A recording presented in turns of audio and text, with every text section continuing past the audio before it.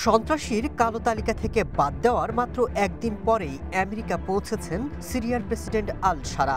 সোমবার হোয়াইট হাউসে প্রেসিডেন্ট ট্রাম্পের সাথে প্রথমবার বৈঠক করবেন সিরিয়ার কোনো প্রেসিডেন্ট।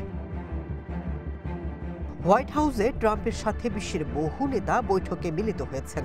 খালি চোখে এই আলোচনাও সাধারণ মনে হলেও বিশ্লেষকরা বলছেন উভয় দেশের মধ্যে স্বার্থের প্রধান কেন্দ্রবিন্দুতে রয়েছে মধ্যপ্রাচ্যের ভূ রাজনৈতিক পরিস্থিতি এবং আঞ্চলিক স্থিতিশীলতা।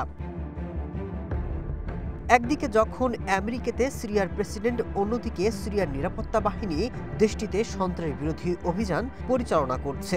জব্দ করা হয়েছে বিপুল অস্ত্র আর গোলাবারুদ। মূলত সারা সরকার আমেরিকার শর্ত মেনে চলছে।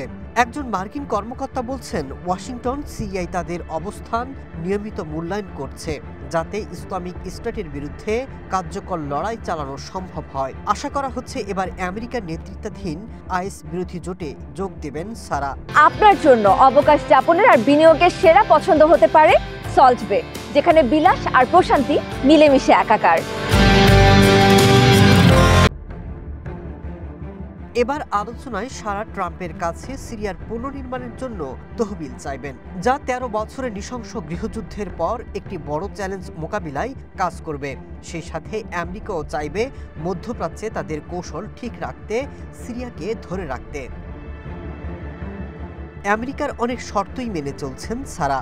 রয়টার্স বলছে আমেরিকা দামেস্কের একটি বিমান ঘাঁটিতে সামরিক ঘাঁটি স্থাপন করছে, যাতে সিরিয়া এবং ইসরায়েলের মধ্যে নিরাপত্তা চুক্তি কার্যকর করা যায়। যদিও এমন খবর উড়িয়ে দিয়েছে সিরিয়া, তবে আসাদের পতনের পর সারা চান ইরান, রাশিয়া কিংবা মধ্যপ্রাচ্যের বলয় থেকে বেরিয়ে আমেরিকার সাথে চলতে।